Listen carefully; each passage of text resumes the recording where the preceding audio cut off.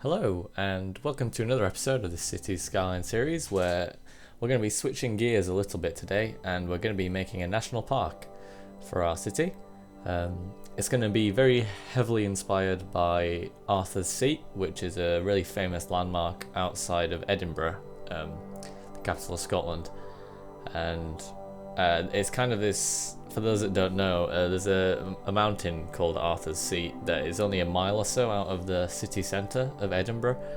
So it's a really popular tourist destination where people go hiking up to the top, and it offers great views over the entire city. So that was kind of the inspiration that I had going into this video. And what I actually did was I went on Google Maps and I looked at Arthur's Seat from a top-down view, which kind of inspired a lot of the different pathways and the layout of this entire national park. I'm not going to pretend it's going to be 100% accurate, but I took a lot of inspiration from it.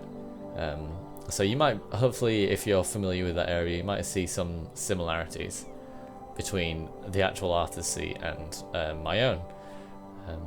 Something I did change though is for mine, I'm going to make it so that Arthur is the name of a dog who, as you can see on screen now, it has a little memorial statue at the top of the hill, kind of looking down on the city. So yeah, really enjoyed this episode. If you like it, feel free to subscribe, leave any comments, any feedback in the comment section below.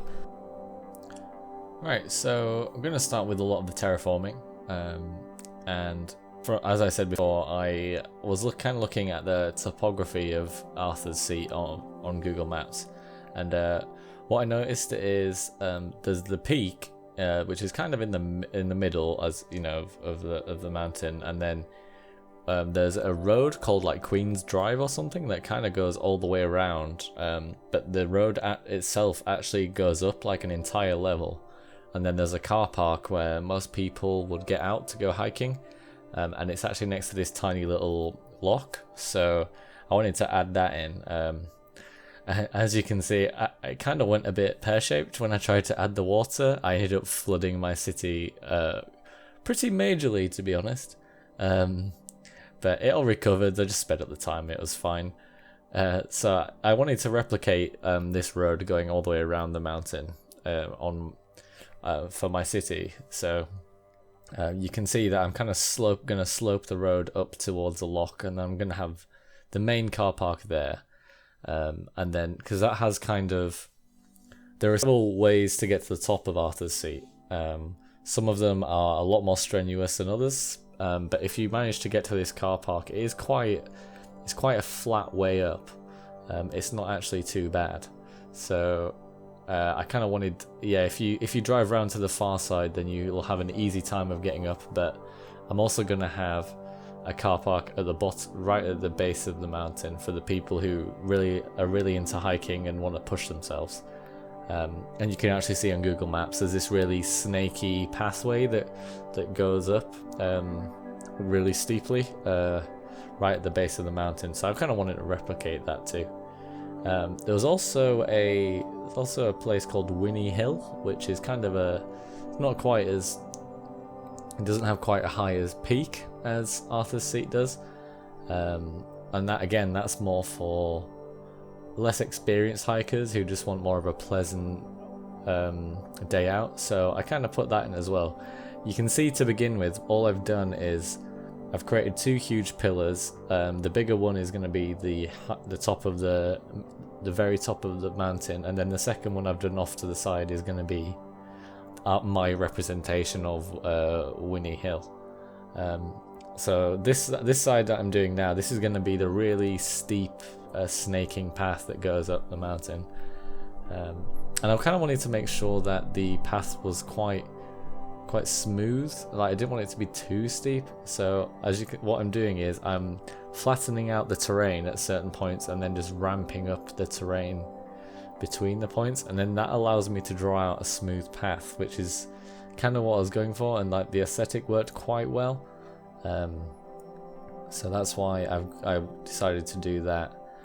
A lot of terraforming in this episode, but what I did find was a really good way to terraform is what you need to do is if you get the levels that you want out. So as you can see, I've done like the top level of the mountain, then like a mid level, and then the base level, which is where, you know, everyone starts. As long as you get those levels kind of sketched out, you can just do ramps between the two and you can smooth them out, and you end up getting quite a natural looking I'm trying to think of the word, landscape. Yeah, that's the word I'm looking for. So yeah, the snaky path actually came out quite well. I pushed because there was quite a bit of green around the path, and that's not what I wanted, so I did kind of tuck it in the landscape a little bit, so the pathway was a bit more treacherous. And then you can see that I did the terraforming for the road going all the way around as like a base camp of where I wanted it to be, and then from there I just filled out the rest. So I do have another pathway that kind of goes alongside the snaked path. This is just more for the easygoing hikers who don't particularly want to push themselves. You know, maybe they want to exert themselves a little bit if they're doing it from the very base of the mountain, but they don't want to, you know, they're not going to go crazy with it. So yeah, and then I flattened out the side on like the back side of the mountain, so that the people who go to the car park by the lock, they're going to have they're basically starting the hike halfway up the mountain. So that's what the aim was there. And then, yeah, I needed to bring the mountain out a bit so that I could kind of get a smooth path going all the way around, because Arthur's Seat in real life isn't actually too strenuous a hike. It can be done fairly easily. Obviously you're going to be a bit winded and out of breath because it's still a mountain at the end of the day. But if you take, like, some paths really aren't strenuous at all. And then, yeah, so this is me landscaping Winnie Hill. Just gonna make it very, very basic. And I wanted to have a pathway going all the way around it as well, so that, you know, people who just want to take in the scenery can just walk around the hill. They don't have to go up to the top of any peaks or anything to get what they want. Yeah, that was the ideas I had. So yeah, this is me just making the pathway that can go all the way around. And then, so one thing I did struggle with, I like looking at it as it is right now. It's very, very bare. There's not a lot of greenery. There's not a lot. Everything seems just a little bit too kind of perfect. Like the dirt paths aren't really very dirty, and it's just a lot of green. It seems very empty. That's not what I wanted. That's not what it looks like in real life. So I added in a load of rocks, and I kind of altered the terrain to make it a bit more irregular and a bit more interesting. And then what you'll see later on in the video is I kind of cover the area in these really small bushes. So because it's Scotland, a lot of the bushes would naturally be heather. So bushes that don't grow particularly tall, but it just covers the ground and it makes it pretty much impassable because there's so much shrubbery. So that's kind of, and that tends to happen more in the peaks. So what I went for in the end is I'd have the forests on the base levels, and then the higher up I got, I implemented less trees and ended up putting in more like shrubs and stuff. I've actually downloaded a Decals mod because I noticed quite a few other YouTubers using it, and it's just really small, simple touches that do actually give quite a lot of life to things. So like you can see me putting down all loads of stuff in this car park where, you know, you have a bit of road wear, you have a bit of mud lying around. I kind of had the idea that the car park would be split in two. There'd be the normal car park and then the overflow car park.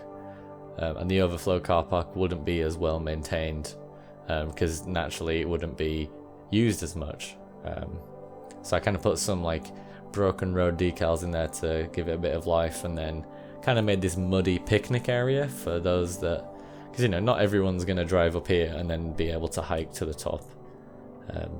Like grandparents and stuff who just want to sit there and wait for the rest of the family to get back. So they've got a nice little place to sit. And I do actually put an ice cream truck in that car park later on, because especially in Britain in summertime, all national parks, car parks have some ice cream van or something pulled up. So yeah, I started to scatter in some trees. I was kind of winging it at this point. I didn't really know what I wanted, and again, it still just looked really sparse, even with the trees that I've just put in. This picnic area is kind of what I wanted, because that was it's quite heavily it's quite a dense area of trees, and that's kind of the effect I wanted to go all the way around. But yeah, my graphics card started to take quite a big hit this episode, to be honest, because of the amount of decals and bushes and trees that I was putting in. But it managed to survive. I've had to bump down my graphics options just a little bit. I had everything on max settings, but my computer's a little bit too old to be doing that now, and I've downloaded way too many mods as well. So it did start to struggle a little bit. I found this really good asset on the store. It's called Leafy Grass, and that's kind of what you can see I'm putting down now, just around the edges of the path. So you know, it's kind of like overgrown grass essentially. You know, you're not really going to be able to pass through this stuff. It's just going to be surrounding all the pathways that have been carved out by the park rangers or whatever. Yeah, and then I was trying to draw them in with the tree brush, but the tree brush didn't really do that very well. So I had to kind of go back on that and then just start placing more and more by hand. And then yeah, I kind of make this really cool, because this is the main area. Kind of goes to both main hiking tracks. This little pathway I'm on now, I kind of covered it in mud, because you know, it would be the most popular way in and out, not really mattering whether you're going to Winnie Hill or to the top of Arthur's Seat. So I did these really, again, what I was mentioning earlier with these decals really do give a lot of life into the detailing that you do. And then I just wanted to cover the area with these bushy, this overgrown grass kind of thing, and then make it look a bit more realistic at the end of the day. And then I did have a bit of trouble with the rocks, actually. I always struggle with placing rocks down in City Skylines, because they don't always look great. It's like you can see these formations I'm putting down now, I end up getting rid of them. Arthur's Seat in real life does have these really striking, iconic rock formations, but I couldn't really replicate that very well. So I kind of abandoned it in the end. I did carry on putting some rocks down, but I did, like you can see here, but I got rid of quite a lot of them, because some of them just did not look great, and there wasn't really much I could do about that. I tried watching some other YouTubers to see what they'd done with like rock formations and stuff, but there was nothing that really stuck out to me as being really good. So like these ones that I'm putting around the back looked terrible, so I kind of just deleted all of those. I wasn't happy with those at all. Yeah, it was a bit of a struggle. You either had to absolutely cover an area in rocks or have no rocks at all to make it look even half decent. It does add a little, especially, but I only wanted it on facing one side, like going all the way around. It kind of started to look a bit strange, so yeah, I backtracked on a lot of that. Yeah, and I had the other things I wanted to add in were on the way up, because it's such a big mountain. I wanted to add a few rest stops so that people could take a breather before they carry on all the way up to the top. So I did terraform some more flat areas, and then I just added in some picnic tables and some trees, and kind of made that a bit more detailed. And then for the Winnie Hill area, if you look at it on Google Maps, it had quite dense forest areas, so I decided that, yeah, I wanted to do the same. You know, I wanted to keep it as inspired by the actual thing as possible. So I added a couple of branching paths and then just covered this area in like really dense trees, just to try and make it, you know, feel a bit more realistic. And then I kind of realized, yeah, adding more and more trees just made the entire thing look better. All this just bare grass looked terrible, I thought, really, and you wouldn't actually see it in this kind of national park. And I found this really good asset called the Tiny Park, and what I've actually done is just to ensure that I actually get some kind of foot traffic up to the top of these hills and stuff, I've added in a small dirt road on top of Winnie Hill, and I put one at top of Arthur's Seat a little bit later, and just put these really small, like, I think they're 2x2 squares, the parks, but it does actually ensure that you get hikers going up there, so it makes it actually work out and be a bit more realistic. So yeah, I was quite happy with that little idea, and it is a really cool little asset. But again, it's on the asset store, so if you want it, you won't have it if you're just running vanilla everything. Yeah, I installed quite a few new mods actually. I finally installed Move It, and I installed the Decal Mod, as I mentioned. I'm sure I installed another one, but I can't remember off the top of my head what it was. It might come to me later on. So yeah, you can kind of see me making the picnic areas now. Just doing a bit of detailing on those, and then again, this area I just start to completely cover in trees and bushes and all kinds of things, just to breathe a bit of life into it, because it looked very, very bare. And yeah, it took me a while to get my head around what I wanted it to be, but I got there in the end. I might talk a bit about my decision to have a dog at the top. You might have seen that at the start of the video,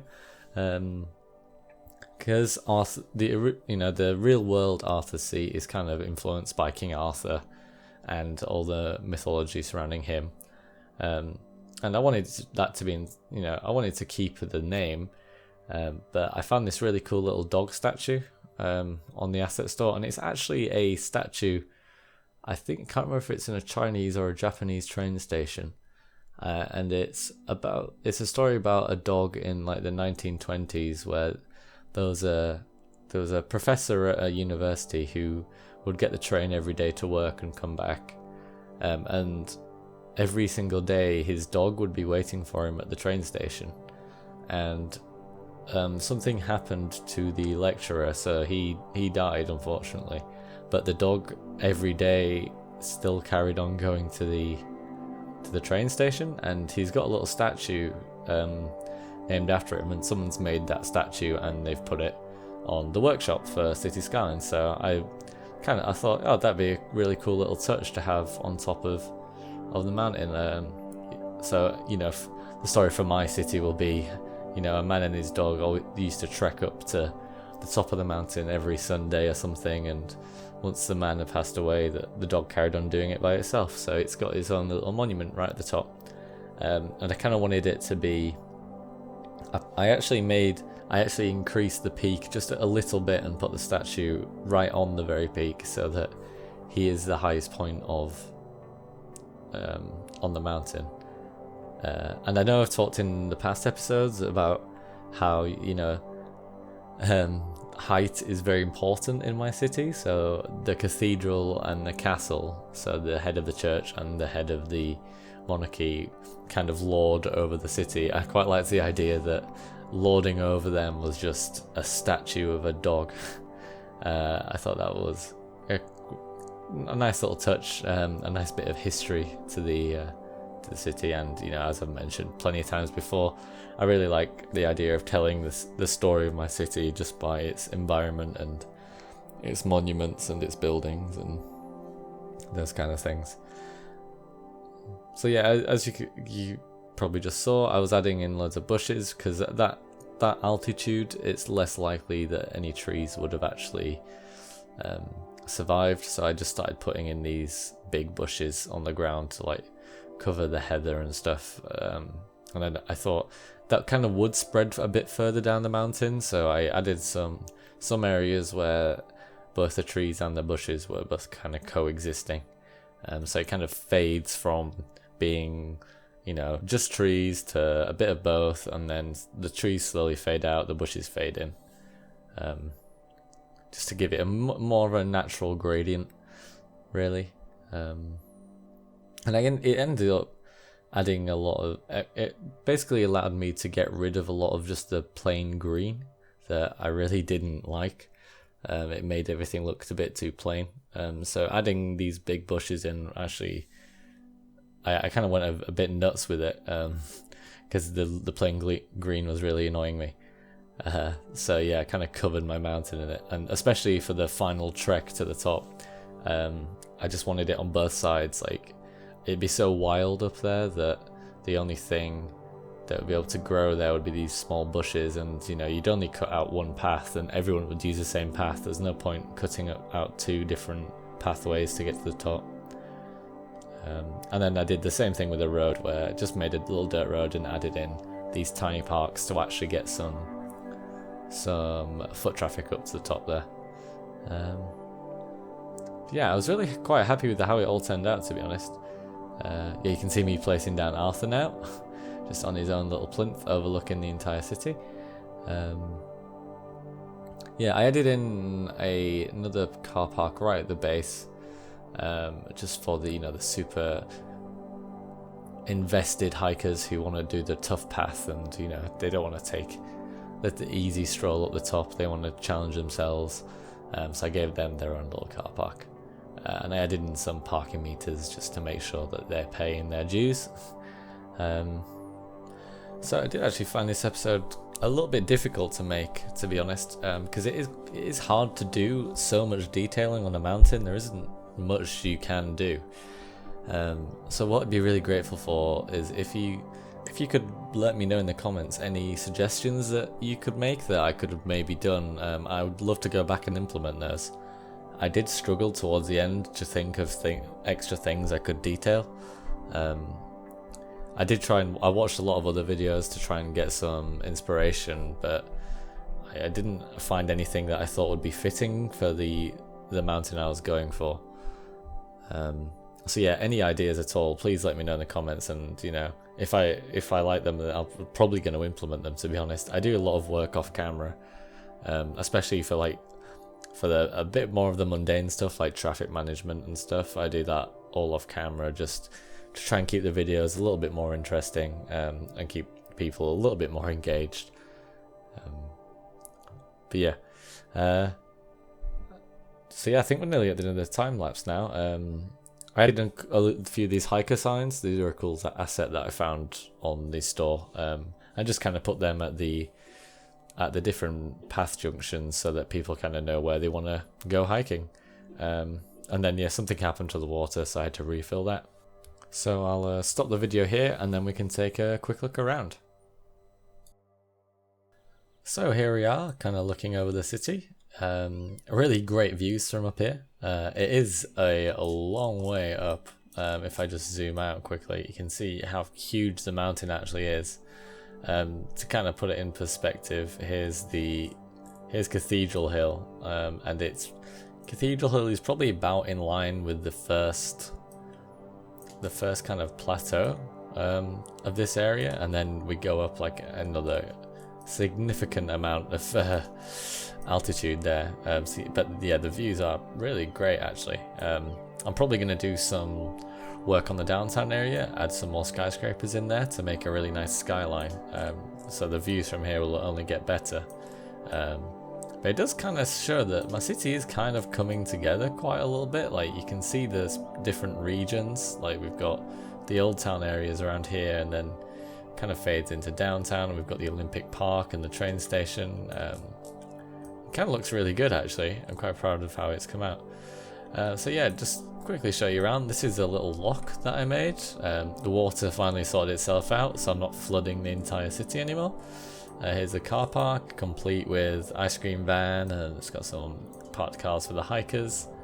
And yeah, just to prove that I have actually got some hikers in, you can see they're all milling about. go hiking all the way up here, and then here are the little tiny parks. I put 3 down just to try and draw in more people. But yeah, it actually worked out quite well. You can see all the detailing I've done kind of did flesh out the pathways a lot. You know, people are using this car park as well. I don't think I've seen anybody use the really steep path yet. So that seems to have been a bit of a fail, but I might try and do some work offline to alleviate that. And then you can see the final ascent up to the top is just absolutely covered in this really cool like bushy grass, kind of, you know, kind of what you'd expect to see. You wouldn't expect to see many trees up at this altitude. Sorry, the loading is going a bit strange there. But yeah, looking back down, you can kind of see this is exactly what I was going for. Is all these big heavy bushes that you're not going to be able to walk through, and here's a nice little bench at the top to get you settled, and there's the view again. So yeah, thank you very much for watching this episode. Again, any comments, any feedback, please put them in the comments below. Subscribe if you enjoyed the video, give it thumbs up, thumbs down. Yeah, thank you very much for watching. I'll see you next time.